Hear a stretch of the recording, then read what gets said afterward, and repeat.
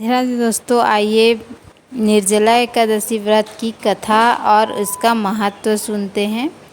भीमसेन व्यास जी से कहने लगे कि हे पितामह, भ्राता युधिष्ठिर, माता कुंती, द्रौपदी, अर्जुन, नकुल और सहदेव आदि सब एकादशी का व्रत करने को कहते हैं, परंतु महाराज मैं उनसे कहता हूँ कि भाई मैं भगवान की शक्ति पूजा आदि तो कर सकता हूँ, मगर दान भी दे सकता हूँ, परंतु भोजन के बिना नहीं रह सकता। इस पर व्यास जी कहने लगे कि हे भीमसेन, यदि तुम नरक को बुरा और स्वर्ग को अच्छा समझते हो तो प्रतिमास की दोनों एकादशियों को अन्न मत खाया करो। भीम कहने लगे कि हे पितामह, मैं तो पहले से ही कह चुका हूँ कि मैं भूख सहन नहीं कर सकता। यदि वर्ष भर में कोई एक ही व्रत हो तो मैं रख सकता हूँ, क्योंकि मेरे पेट में वृक्क नामक अग्नि है, सो मैं भोजन किए बिना नहीं रह सकता।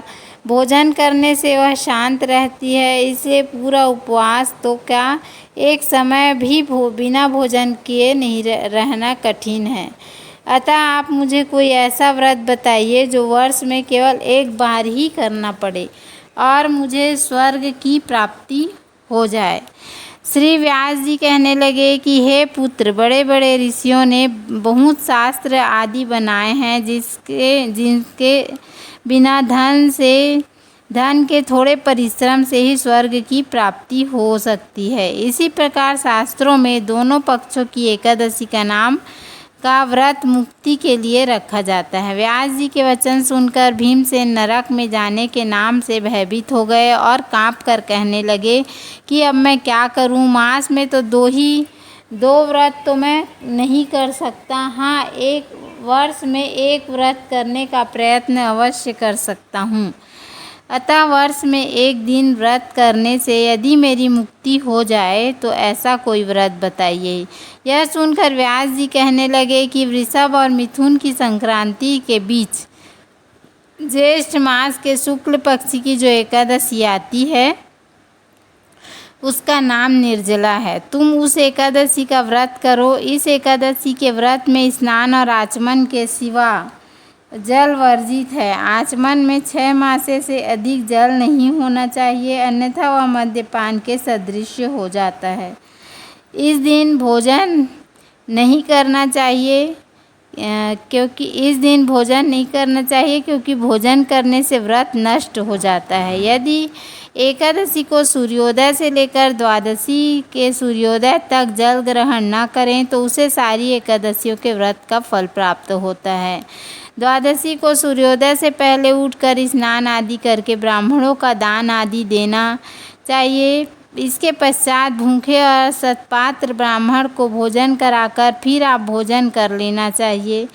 इसका फल पूरे एक वर्ष की संपूर्ण एकादशियों के बराबर होता है। व्यास जी कहने लगे कि हे भीमसेन, यह मुझको स्वयं भगवान ने बताया है। इस एकादशी का पुण्य समस्त तीर्थों और दोनों से अधिक है। केवल एक दिन मनुष्य निर्जल रहने से पापों से मुक्त हो जाता है। जो मनुष्य निर्जल एकादशी का व्रत करते हैं उनकी मृत्यु के समय यमदूत आकर नहीं घेरते, वरन भगवान के पार्षद उसे पुष्पक विमान में बिठाकर स्वर्ग को ले जाते हैं। अतः संसार में सबसे श्रेष्ठ निर्जला एकादशी का व्रत है, इसलिए यत्न के साथ इस व्रत को करना चाहिए। उस दिन ओम नमो भगवते वासुदेवाय मंत्र का उच्चारण करना चाहिए और गौदान करना चाहिए। इस प्रकार व्यास जी की आज्ञा अनुसार भीमसेन ने इस व्रत को किया, इसलिए इस एकादशी को भीमसेनी या पांडव एकादशी भी कहते हैं। निर्जला व्रत करने से पूर्व भगवान से प्रार्थना करें कि हे भगवान, आज मैं निर्जला व्रत करता हूँ, दूसरे दिन भोजन करूँगा। मैं इस व्रत को पूरी श्रद्धा पूर्वक करूँगा, अतः आपकी कृपा से मेरे सब पाप नष्ट हो जाएं। इस दिन जल में से भरा हुआ एक घड़ा वस्त्र से ढककर स्वर्ण सहित दान करना चाहिए। जो मनुष्य इस व्रत को करते हैं उनको करोड़ फल सोने के दान का फल मिलता है, और जो इस दिन यज्ञ आदि करते हैं उनका फल तो वर्णन ही नहीं किया जा सकता। इस एकादशी के व्रत से मनुष्य विष्णु मगर इस व्रत के प्रभाव से स्वर्ग को जाता है। हे कुंती पुत्र, जो पुरुष या स्त्री श्रद्धा पूर्वक इस व्रत को करते हैं उन्हें अग्रलिखित कर्म करने चाहिए। प्रथम भगवान का पूजन, फिर गौदान, ब्राह्मणों को मिष्ठान व दक्षिणा देनी चाहिए और जल से भरे कलश का दान अवश्य करना चाहिए। निर्जला के दिन अन्न, वस्त्र, उपाहन, जूती आदि का दान भी करना चाहिए। जो मनुष्य भक्ति पूर्वक इस कथा को पढ़ते या सुनते हैं उन्हें निश्चय ही स्वर्ग की प्राप्ति होती है।